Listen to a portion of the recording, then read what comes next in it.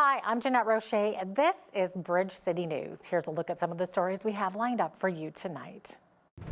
Today marks the 2-year anniversary of the Hamas attack on Israel. Relatives and friends of those killed and taken hostage reflect. 2 Freedom Convoy leaders received their sentences today for their roles in the 2022 protests that gridlocked Ottawa's downtown. Prime Minister Carney in Washington for his second Oval Office meeting with President Trump. But will this result in a change in tariffs? Your nation, your province, your southern Alberta. From the heart of Lethbridge, it's Bridge City News with Jeanette Roche. Thanks so much for joining us. Today in Israel.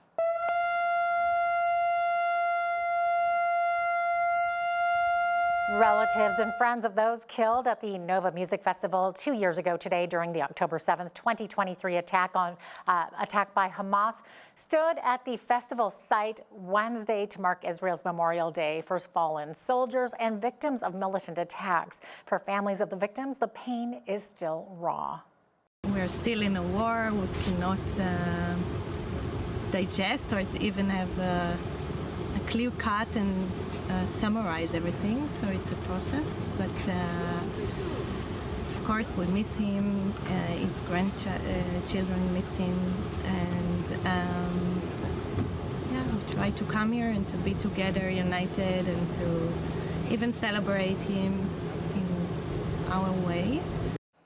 Hamas and its affiliates killed 1,200 people in Israel and took roughly 240 people hostage. Israel responded by bombarding the Gaza Strip, killing tens of thousands of people and destroying entire towns and cities. Those who can are now fleeing another Israeli invasion of Gaza City, while others are sheltering in place. The anniversary comes as Israel and Hamas are engaged in indirect talks over President Donald Trump's peace plan, which could potentially end the 2-year war and free the remaining hostages from Gaza. The impact of the attack is still deeply felt in Israel, among Jewish communities, and around the world, even here in Lethbridge. Gary Cohn, president of the Hebrew congregation, shares his reflections, reminding us that the pain of October 7th, 2023 still echoes far beyond Israel's borders. We've been going through absolute hell for 2 years, every day, listening to the news, listening to them tell lies about the war and the lies that the media are putting out, saying that we're hurting them. Israel did not start this war or any of the wars against them. The war should be over. If there is a proper ceasefire and end to hostilities, I will be one of the happiest men in the world. I don't trust the Arab nations, the Islamists, the Hamas, Hezbollah, the Palestinian Authority. I don't trust any of them to keep the peace because they can't control their own people either. I don't think that the ceasefire will last that long.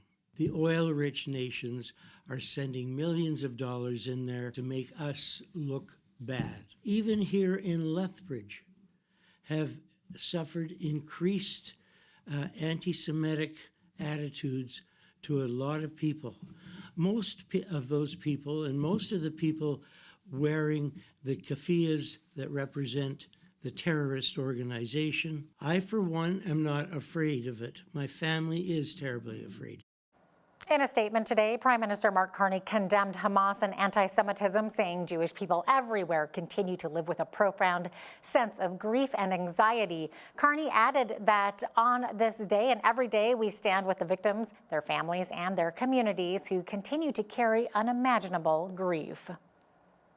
Well, 2 Freedom Convoy leaders were breathing a huge sigh of relief today in an Ottawa courtroom. Tamara Lich and Barber are not going to jail. They were both given conditional sentences after being convicted of mischief for their roles in the 2022 protest movement that gridlocked Ottawa's downtown core for several weeks. Both have been sentenced to 12 months of house arrest and another 6 months abiding by a strict curfew. Barber and Lich must also do 100 hours of community service. There was applause and standing ovations in the courtroom after the sentences were announced. The government is still trying to seize Barber's truck, which is called Big Red. He will be back in court virtually to deal with that matter in November. According to Toronto Sun columnist Brian Lilly, the sentence from Justice Heather Perkins McVie is still heavy-handed. Let's remember that both Tamara Lich and Chris Barber were charged and convicted with mischief. 18 months is still too harsh of a sentence when you look at what people get for serious crimes in this country. Far too harsh. Should they have received something? Well, based on precedent, yes, something, but not 18 months. And I know their supporters will say they shouldn't have received anything. This was great. This was wonderful. Well, they did break the law, and we can't argue that fact. It's just, how does the law respond to that? Catch the full interview with Brian Lilly and BCN's Naveen Day coming up after Business News. Prime Minister Mark Carney was in Washington for his second meeting in the Oval Office with President Donald Trump. It comes as U.S. tariffs are hitting the Canadian steel, aluminum, copper, auto, and softwood lumber sectors. Once they were inside the Oval Office, reporters asked Carney why the European Union and the U.K. have reached trade deals with the States and Canada hasn't. Let's be clear about the relationship as it stands right now.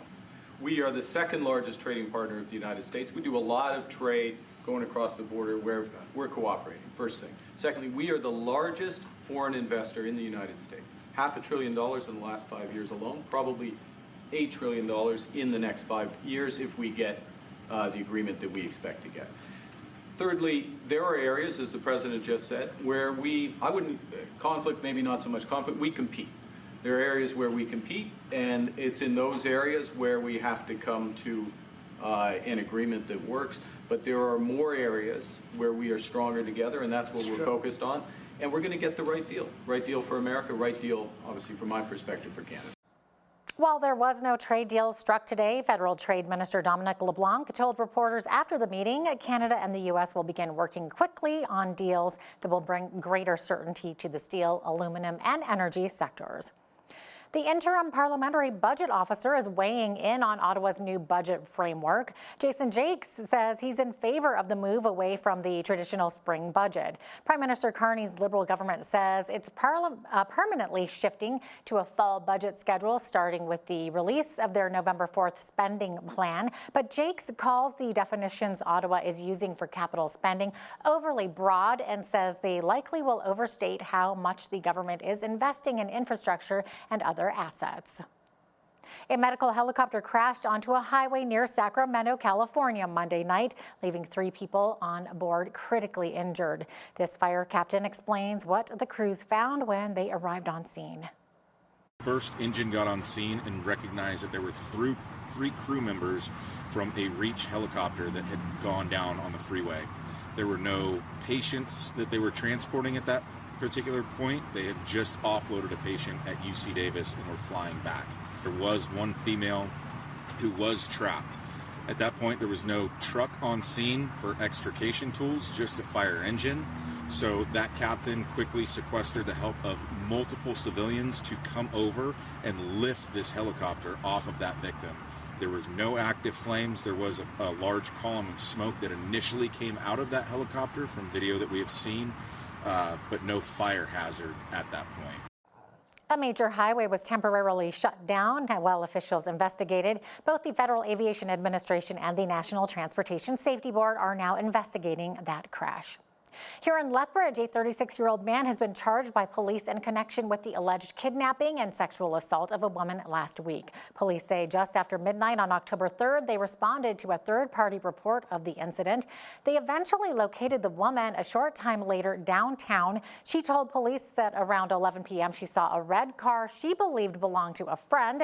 An unknown man grabbed her arm, pulled her inside through the window, and drove away. The vehicle traveled from the 500 block of 7th Street near the Park and Ride to the 200 block of 2nd Avenue South before she was able to grab the keys, causing the vehicle to hit the curb. A male bystander heard her screaming and approached the vehicle to let her out before the driver fled the area. Police located the car and the suspect in a traffic stop and arrested him without incident. Dwight Joe Sam Wadsworth is charged with sexual assault, kidnapping, unlawful confinement, and assault. Police are asking any witnesses to call 403-328-4444 if they were in the area of the Park and Ride and Lethbridge Public Library between 11 p.m. and 1 a.m. on October 2nd and 3rd, or if they observed the vehicle, a 2003 red Pontiac Grand Am. During that time, Wadesworth was remanded in custody and made his first court appearance on Monday.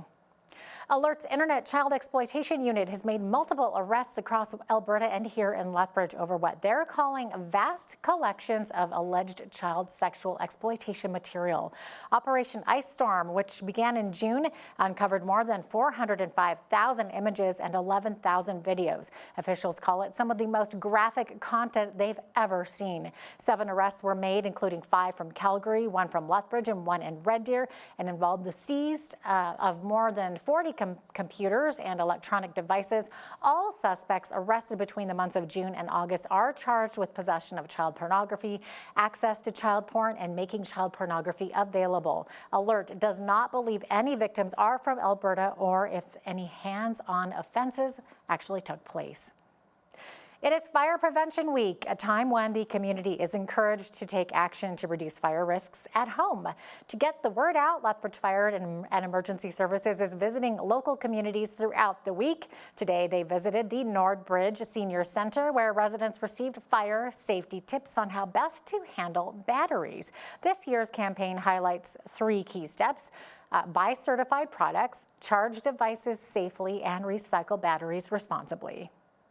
Starting on the first Sunday of October, Fire Prevention Week is recognized and events take place all across North America. We have had quite a few incidents here in the city of Lethbridge that have been caused by lithium-ion batteries.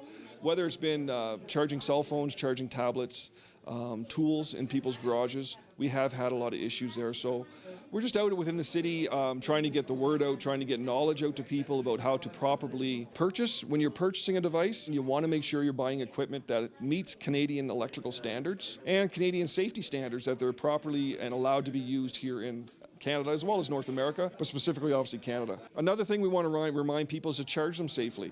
When you're charging your devices, you don't want to put them on a combustible surface. Devices should be put on a hard surface like a table, an end table, things like that. You want to make sure that when you're recycling them, have a look at manufacturers' recommendations on what to do, how to properly recycle them. They do not go in your garbage, in your black, blue bins, green bins. They're pertinent questions, and yeah, it's necessary, absolutely. I learned about disposal of batteries and such. I've learned about reacting, remove those in immediate danger, ensure the room door is closed, activate the fire alarm, call the fire department, and try to extinguish the fire if you think it's safe to do. Prevent a death, prevent smoke that people can't get through because of smoke and such.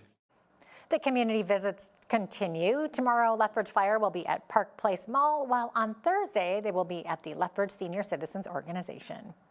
A Blackfoot medicine garden was established this year in a very unusual place, the Lethbridge Police Station. Sweetgrass, mint, sage, and tobacco took root on LPS's rooftop earlier this summer. The plants were harvested Monday to be included in the creation of smudge kits for civilians who are victims or witnesses. When we go out into crisis calls, we know people are not in sort of balanced and healthy moments in their life, and so we want to try and help them as much as we can by meeting them where they're at. And so my team came together just over a year ago, and under the direction of an elder, Warren Drunken Chief, he helped us figure out what medicines to include and what those meant, and then we created just small little individual smudge kits that can be given out, and they've brought great peace to a lot of the people we've connected with.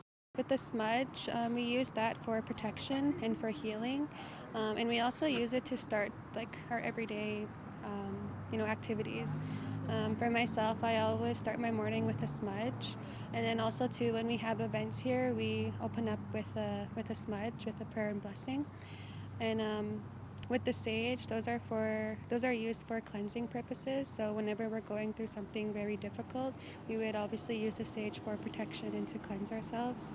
And then the tobacco. So a lot of times when we go and ask elders for their guidance, we would have to use the tobacco as an offering so that everything that we are wanting to ask that it's shared with us, and just so that we're doing it the right way. It's part of our protocols. And a quick sports note. The Toronto Blue Jays can sweep their best of 5 American League Division Series tonight in New York when they face the Yankees.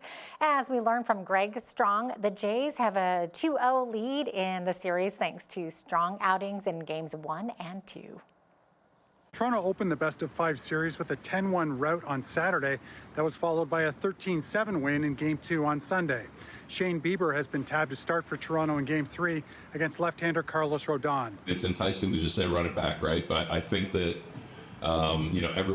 every starting pitcher is a little bit different, and I think we have guys that fit different molds a little bit based on stuff. So maybe a couple tweaks, and, it's pretty... we roll it out pretty similar, righty-lefty, but there could be a couple tweaks based on recent performance, based on kind of what we're expecting to see too. The Blue Jays haven't won a playoff series since reaching the ALCS in 2016 for a second straight year. The other American League matchup is tied 1-1 as the Detroit Tigers entertain the Seattle Mariners. Well, back here in southern Alberta, it was just a beautiful day, and I don't get tired of saying it. We reached 24 degrees, but that mercury is going to start heading the other direction. I'll be right back with those details right after this.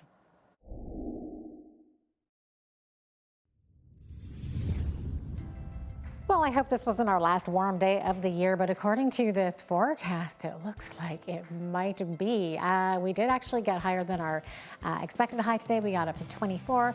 We're mainly looking at sunny skies for most of the rest of the week until we get to the weekend there. So 16 for the high on Wednesday, 13 Thursday, 18 degrees on Friday, not too bad. Now on Saturday, we're showing sunshine here, but the latest I saw was there were more clouds rolling in. By Saturday evening, we're seeing that 60% chance of rain showers or flurries, and then those flurries going to last over into Sunday with a 60% chance of snow, high of 2 degrees only on Sunday, and then Monday, Turkey Day, it looks like we could actually, instead of that sun and cloud, we could see a 30% chance of flurries there with a high of 6 degrees. So time will tell. The forecast does seem to change hour by hour, it does seem, so we'll have to see if those flurries hold true for the weekend. Average high for this time of year, 16 degrees, average low 1 degree, 30 degrees was the record high on this day. That happened back in 1980. Wouldn't that be nice? Minus 10 was the record low here in Lethbridge. That happened back in 1970. Let's see. So the sun rose this morning at 7:40. Sun set this evening at 6:57. So we're now in that 6 o'clock hour. So 11 hours and 17 minutes of daylight today. So 3 minutes shorter than yesterday. On the west coast tomorrow, Victoria sitting at 16 degrees, more like 13 by the water, mix of sun and cloud. Vancouver, 60% chance of showers, high of 14 degrees. Edmonton and Calgary, 10 degrees with a mix of sun and cloud tomorrow. As we look to the rest of the prairies, we're seeing mainly sunny conditions across Saskatchewan and Manitoba, but also windy conditions. So these cities here, Regina and Saskatoon, beautiful temperatures, high of 21 in Regina, 20 in Saskatoon, but up to 40 kilometer per hour winds. High of 17 expected tomorrow in Winnipeg with 30 to 50 kilometer per hour winds.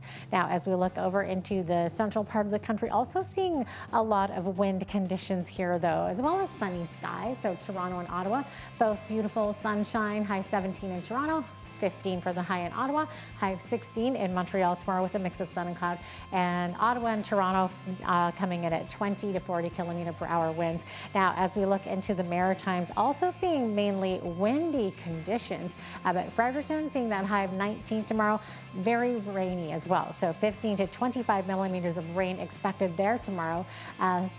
We got some periods of rain beginning in the afternoon in Halifax, high 23, 20 for the high expected in Charlottetown with 5 to 10 millimeters of rain expected. And then in St. John, we got up to 50 kilometer per hour winds with a high of 21 degrees and sunshine. So there you have it. That is your forecast.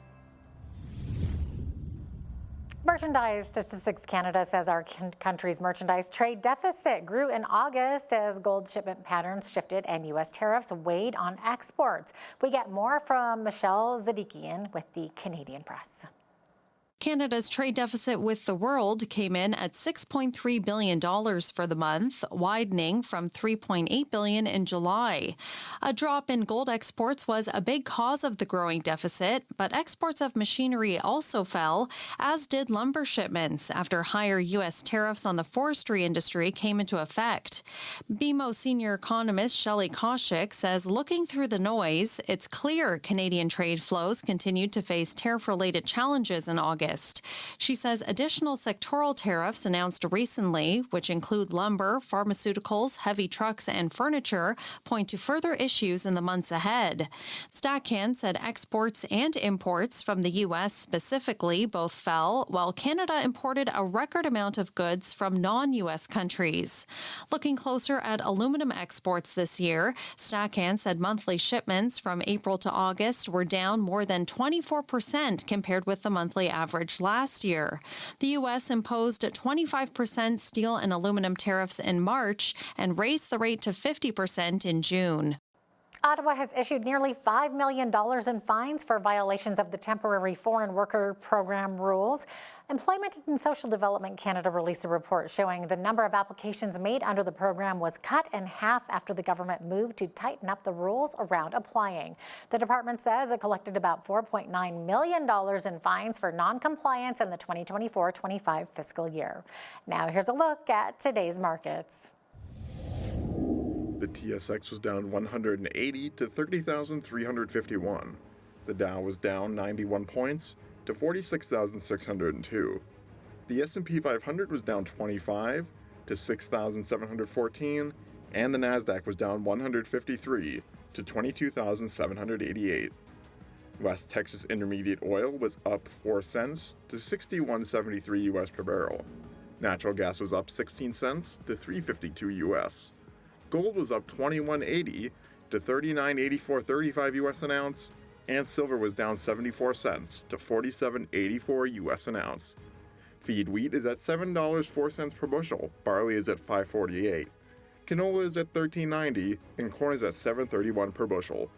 Live cattle were down 7 to 2.33, feeder cattle were up 3.10 to 3.65.50, and lean hogs were down 8 cents to 97.85.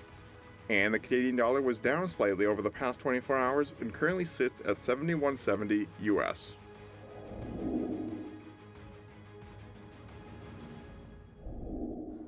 Recapping one of our top stories, Prime Minister Mark Carney came away from a White House meeting with U.S. President Donald Trump on Wednesday with no new trade deals. Trade Minister Dominic LeBlanc says the two countries are working towards sector-specific trade deals on steel, aluminum, and energy. LeBlanc says today's discussions were more detailed than previous conversations, and the two sides talked about quickly landing deals for those sectors.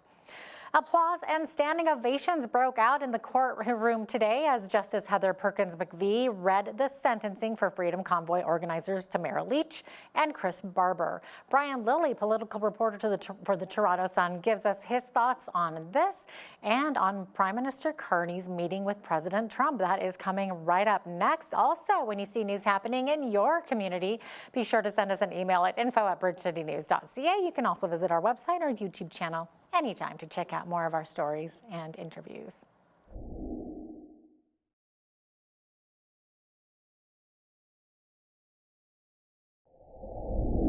Tamara Lich and Chris Barber were sentenced today by Justice Heather Perkins McVie. They were facing charges for their roles in the 2022 Freedom Convoy held in Ottawa. To talk about this and more is our political reporter and Toronto Sun columnist, Brian Lilly. Brian, what do you think of this sentence?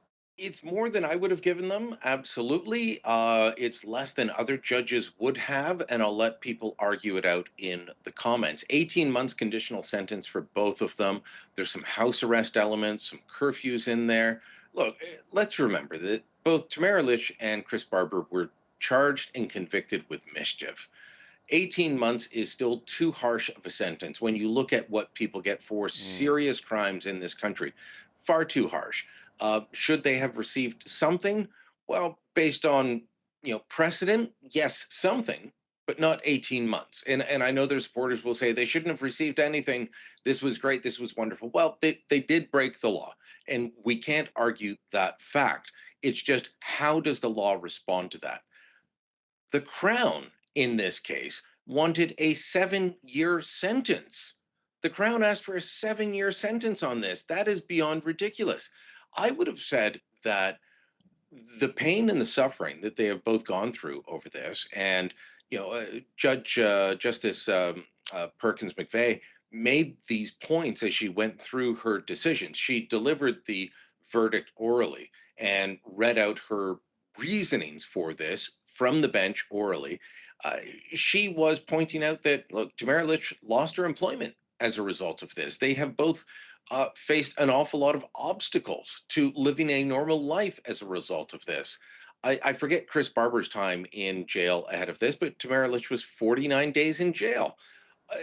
So you could have made an argument for, well, they've suffered enough and just gone on from there, or maybe a 6-month conditional sentence with lighter conditions. The judge went for 18 months. That is far better than they may have expected based on what the Crown prosecutors were asking for, but the Crown prosecutors were way out of line on this. 7 years. There are people convicted of murder that we don't sentence to 7 years in jail. Right. Look, there were a lot of mitigating factors.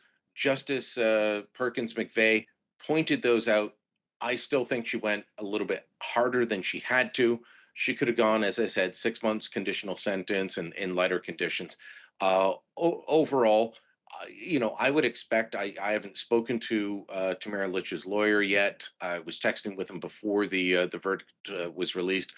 I think that overall, they're going to be somewhat happy, if not completely happy, as a result of this. So do you think this was like a political prosecution?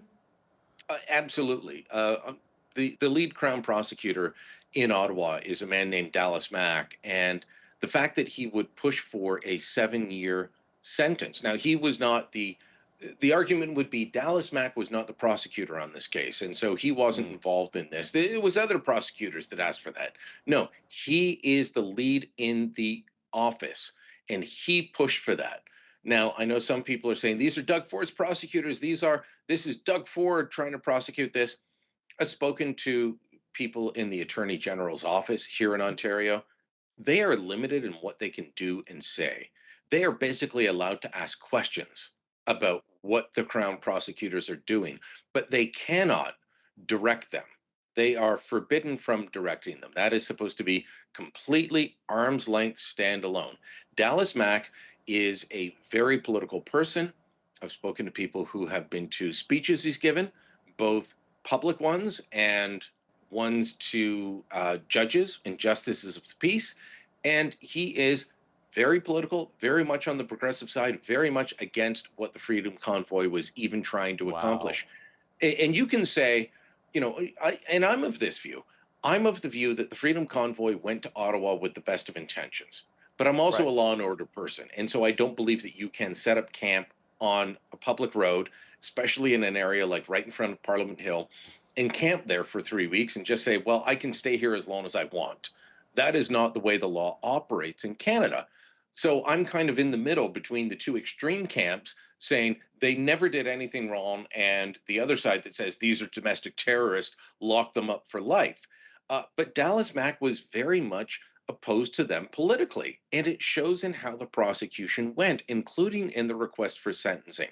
And so, very disappointed in this in terms of how it's been handled. But even when you have a conservative government, you always have to remember that the bureaucracy, the permanent government, is not going to be on their side. And while we're on the topic of the 2022 Freedom Convoy, there's another freedom movement going on right now, and it involves protests behind the potential culling of some 400 ostriches at a BC farm. Do you see parallels between these two movements? To a degree. Look, the ostriches were never meant for human consumption. So that's a good thing. There was avian flu detected, but they were never meant for human consumption. Is there a way to handle this better than just saying you've got to kill all the ostriches? Absolutely. Just as there is with the outbreak of avian flu, which is a very serious disease. I mean, we can't discount that. But I remember being in the United States a couple of years ago, and the price of eggs went up to $8, $9 a dozen. Why? Because they'd culled so much of the flock due to avian flu concerns, and so all of a sudden, regular people are suffering because they're trying to stop the outbreak. Um, so you've got to find a line between stopping the outbreak of a very serious disease within the flock and making sure that people can live, or in this case, the ostriches can live. Pierre Poilievre was asked about this several times, and he just kept putting it down to incompetence by the Carney Liberal government via the Canadian Food Inspection Agency, which is not handling this thing well at all. And I would tend to agree with them. This is incompetence. Could this have been handled in another way? Absolutely. But now both sides appear to be dug in. I don't know what's going to happen.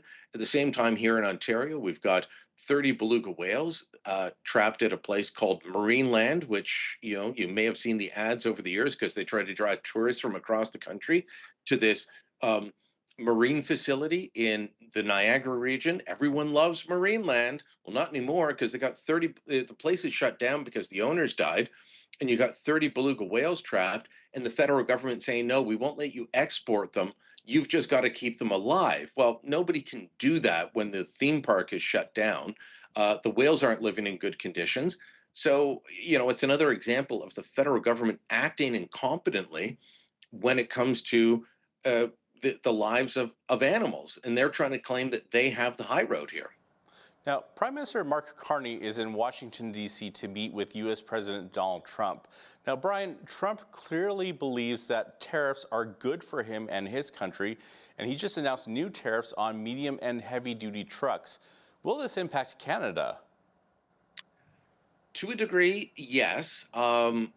So the medium and heavy duty trucks, those we're not talking semi trucks, we're talking medium and heavy duty pickup trucks, and some of those were made in Oshawa, Ontario, and some of that production has recently been moved to Indiana.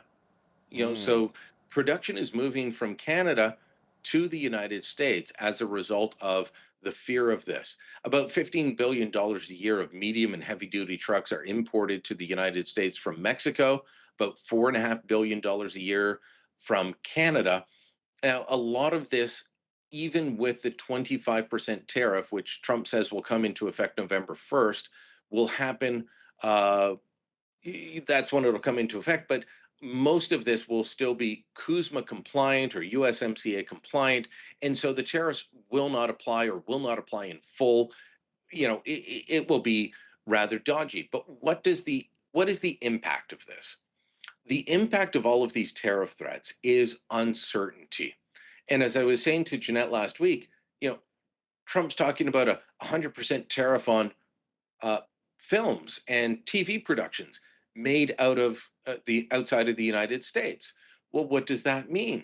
Well, suddenly you're sitting in Hollywood and you're looking at green lighting a movie and you're like, oh, I was thinking of putting that in Vancouver, or I'm thinking of putting that in Alberta, like, The Last of Us, or in Toronto. Then it's 100% tariff. Oh, maybe we should shoot in North Carolina or Georgia or Chicago or Los Angeles. It's the same thing with vehicle production or any production. We face uncertainty. If we move to the States, we don't have that uncertainty. And so Trump is talking about that. Now, while he's sitting with Mark Carney in the Oval Office, he hinted that there's going to be movement on some tariffs. The leaking out of the Prime Minister's office is that there'll be movement on steel tariffs. We'll have to wait and see what the full details of that are. But Donald Trump did say Canadians will love us again. So obviously something is going to give. But speaking with one business leader, he told me, no, we're not going to see a full deal on anything until at least the end of the year. Maybe a little bit of movement on the margins related to steel tariffs, but nothing big coming our way until at least the new year. So can you zero in on this impact to Alberta? Because, I mean, you can't drive down an Alberta road and even blink an eye without seeing like a truck on the road. But also with our film industry, like you mentioned The Last of Us, that was filmed in Calgary. There were parts filmed here in Lethbridge. The Ghostbusters movie, parts of that were filmed in Fort Macleod. Let's talk about the impact here in Alberta. So, regardless of which part of the country you're in, Alberta, British Columbia, Ontario, Quebec, it's about uncertainty. And so these business leaders have to make decisions about where to invest their money. Look at Greg Abel last week from Enbridge, the CEO from Enbridge, or Francois Poirier from TC Energy. They were, going out and talking about the billions that they're investing in the United States. And why are they investing billions there and not in Canada? Well, the regulatory environment's not good. So that's specific to the oil and gas industry. The regulatory environment's not good. And it is better in the United States. So they decided to move investment there. Now, the Carney government is trying to hint that things will be better. Well, but they don't actually have that in writing. They don't have any assurances. On film, on trucks, on agriculture, on anything else, you're just sitting there on pins and needles and saying, I don't know. I was talking to one filmmaker earlier today who was telling me that they had to change their plans. So this is a joint Canada-US production. It's been shot around the world. It's a documentary, but they were looking at doing some of the production because most of the people involved in it are from Toronto. They were going to do some of the editing here.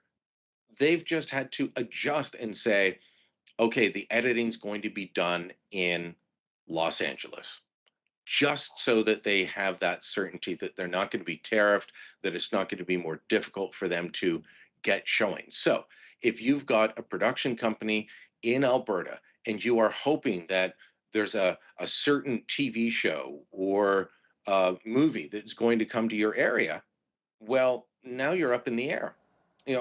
Nav, I live in an area in downtown Toronto where I'm constantly running into movie productions. And you turn down a side street and suddenly there's a row of those trailers for the actors to be in and for the craft services and for the bathrooms. And then they're off in a building somewhere on the University of Toronto, shooting a school scene somewhere. That's a regular occurrence for me. It's going to be less of a regular occurrence for me because of this threat of tariffs. He doesn't even have to put them into play. The threat will change things. So lastly, Brian, if Prime Minister Mark Carney doesn't get a deal done or get some movement in this trade war, how will this affect him politically? Could he even see a second term? That is really up in the air. He ran and won on being the guy that could deliver with Donald Trump. So, look, as Canadians, we have to hope that our prime minister, whoever it is, wins, because if the prime minister doesn't win, then we as a country lose. So even if you didn't vote for him, you want the country to do well. So you want to kind of hope for him to do well. Looks like he's coming out of Washington with something. We'll wait and see what the details are. Is it enough? He said that he knew Donald Trump, he understood Donald Trump, he could negotiate with Donald Trump. Also remember that he said President Trump wants to break us so that America can own us. And he said that back in March and April when tariffs were lower and on fewer goods. And now he's trying to tell us we've got the best trade deal in the world. So, Canadians are starting to sit and look and say, all right, you promised us something you're not delivering. If he doesn't deliver in a substantial way, not a small way, and I feel like what he's coming out of Washington with is still a little bit small, but if he doesn't come up with something big by the end of this year, I think politically he could be in trouble. You're already seeing polling showing the Conservatives pulling ahead of the Liberals.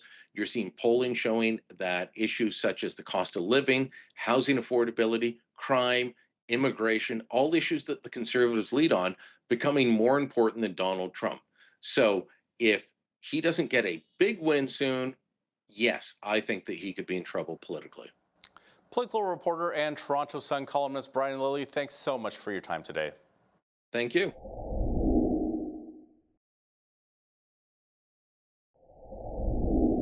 Bill C-9, the federal government's new hate crime legislation, is currently being debated in the House of Commons. Will this bill actually protect citizens from hate, or will it criminalize those who offend others with their opinions? We're going to find out. So joining us from Calgary to discuss this further is John Carpay. He is the president of JCCF, the Justice Center for Constitutional Freedoms. Thanks for being with us today, John. So glad to be with you and your viewers and listeners. Wonderful. Okay, so Bill C-9 is anti-hate legislation, but it's worded in a very vague manner, leaving Canadians with a confused message. So can you maybe explain how this bill is worded? Well, it builds on existing hate speech legislation, which has already been on the books for several decades. It increases penalties for people convicted of crimes if hate is found to be a motivating factor. So, for example, let's say that you robbed a convenience store, you went in there with a baseball bat or a knife or a gun, and you threatened the clerk to, hand over all the cash, otherwise I'm going to kill you. If you were convicted of that, if hate was found to be a motivating factor, like let's say you made a racial slur against the clerk, the grocery clerk, right, and you made a racist comment while conducting the robbery, then the maximum penalty could increase from 2 years up to 5 years maximum penalty, or from 5 years to 10 years, or from 14 years to life imprisonment. So committing a crime, if the judge finds that there's hate involved, you have huge increases in the maximum penalty that is available. So that's one aspect. The other aspect is that the Bill C-9 will get rid of sober second thought, whereby the Attorney General of the province has to consent to any prosecution for hate speech. It will make it instead that the local police and Crown prosecutors can decide on their own, and that's likely to increase the number of hate speech prosecutions we're going to see in Canada, because that sober second thought, by having it reviewed by the Attorney General, is going to be removed. So it almost sounds like there could be more sentencing due to the hate speech than there was to the robbery or the other crime that was committed, I guess. Well, the other thing is hate is an emotion. It's very hard to measure. Yes. Yeah, and I looked at the bill. The bill explains that hatred means the emotion that invokes detestation or vilification, and that is stronger than disdain or dislike. So this detestation or vilification has to be stronger than just disdain or dislike. So is the government going to give a clear, concise definition of what constitutes detestation or vilification? Well, they're always grasping at straws because we're dealing with emotions, and it's already hard to measure or evaluate an emotion in somebody else, right? If I had to assess, how much joy are you currently experiencing, or how much hate or how much fear, those are emotions. Like, how am I really to know in the first place what somebody else is experiencing? I mean, you can take a guess at it. If somebody's robbing the convenience store and they're hurling out, nasty racial insults, you could say, well, there seems to be some hatred there, but it's kind of hard to know. It almost becomes comical because Bill C-9 also says that to mock, ridicule, insult, and hurt the feelings of and offend somebody is not hatred. So, you can mock and ridicule and hurt the feelings of and insult and offend and discredit somebody, and that's not hate speech. So it's pretty vague, and it's dangerous. It tends to have a chilling effect on speech, but there can be a slippery slope. Like in the United Kingdom, if you go on Facebook or Twitter and say that there's too many immigrants coming into the country or the wrong kind of immigrants, you can get a knock on the door from police. And there are criminal charges every day over hate speech, because at the end of the day, it's political. And when they ban hate speech, they ban the speech that they hate. Interesting. Like you said, it is a very vague definition of what hate is. So do you think they're being vague on purpose? Well, it's I don't know if it's on purpose or not, but there's certainly it's just hard there's a to define what it is. This is very political legislation. When you consider, for example, they also place a ban on displaying the Nazi swastika, the hooked cross, and but they don't ban displaying the communist hammer and sickle. The communist hammer and sickle was the banner under which communists in China, Russia, Cambodia, other countries have murdered tens of millions of people.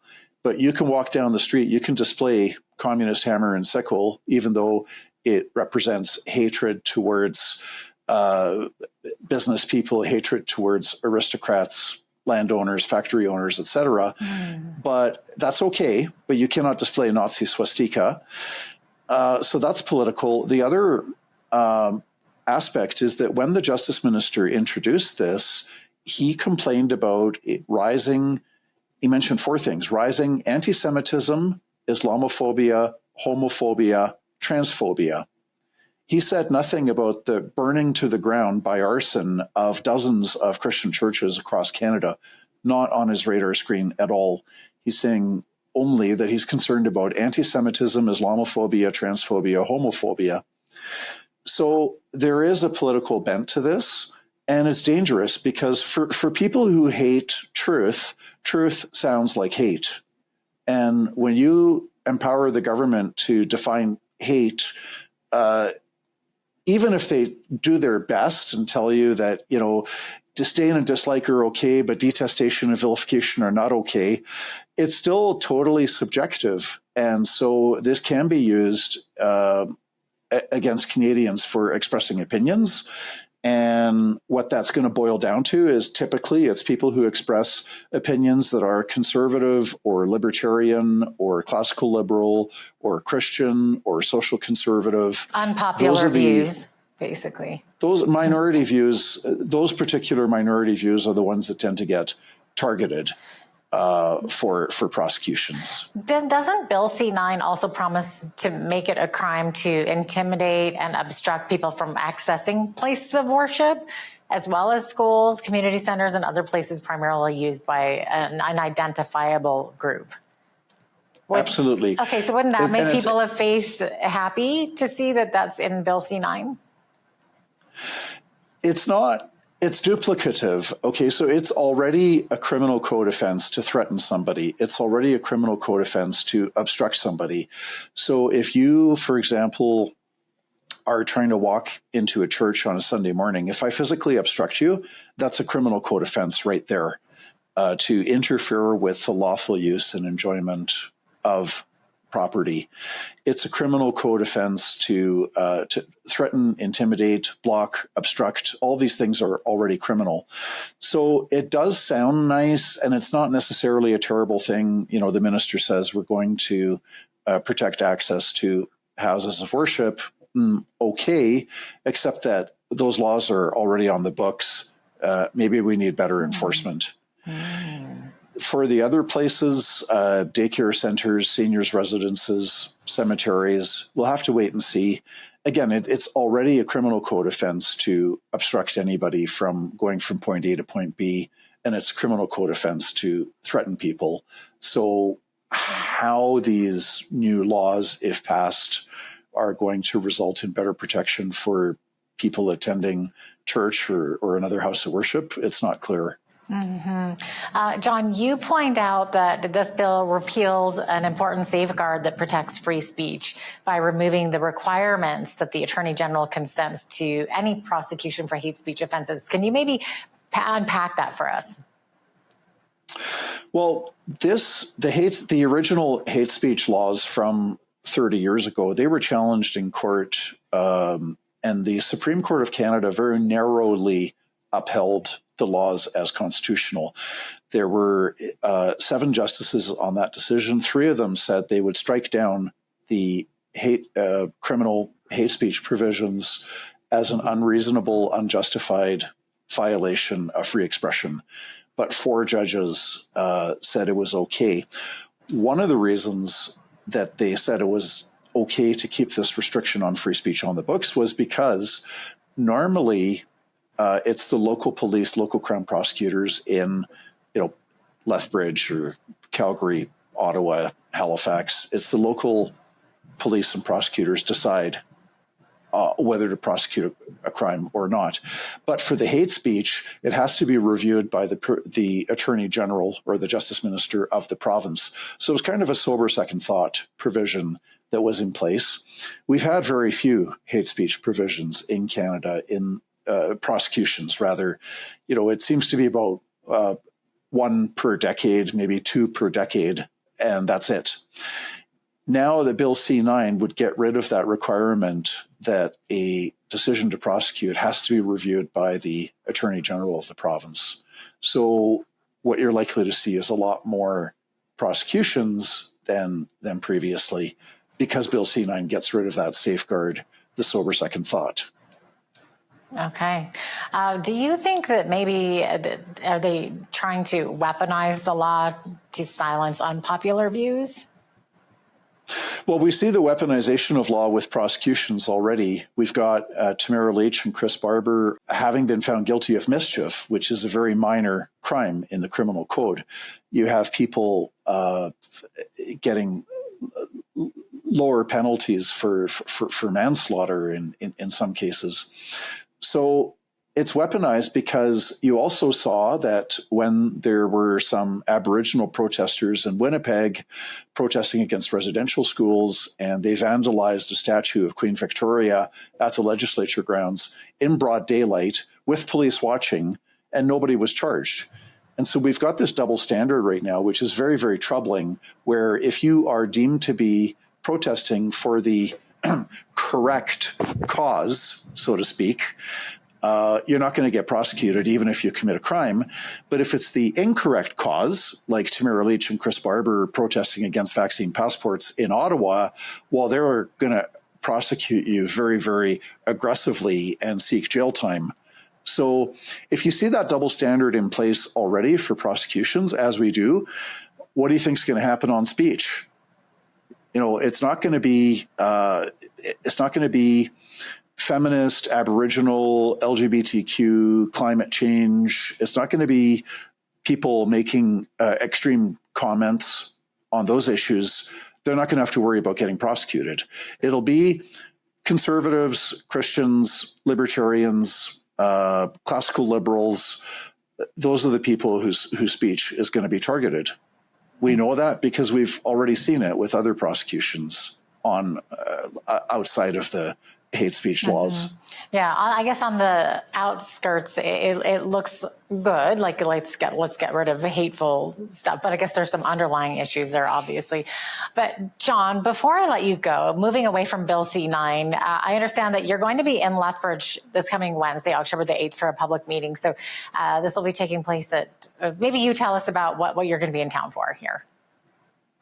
So Wednesday the 8th, there's a public meeting at the Free Grace Fellowship, in Lethbridge. If you go to our website, www.jccf.ca, so JCCF, Justice Centre Constitutional Freedoms, jccf.ca, information's on the website. We do ask people to pre-register so we can keep track of the numbers and know who's coming. But Wednesday the 8th, I look forward to meeting lots of people in Lethbridge for this public meeting, and I'll be talking about bills C2, C8, C9, and there'll be a long question and answer session. So I'm really looking forward to being in Lethbridge on Wednesday the 8th. So basically it's chat with a lawyer. This Wednesday, 7:30 till 9:30 p.m. At Free Grace Fellowship. Okay, great. John, thank you so much for sharing with us today about Bill C-9. Appreciate your education there for our viewers. Thanks for having me on your show. It's a pleasure. John Carpay is the president of the Justice Center for Constitutional Freedoms. I'm Jeanette Roche on behalf of all of us here at Bridge City News. Thanks so much for watching.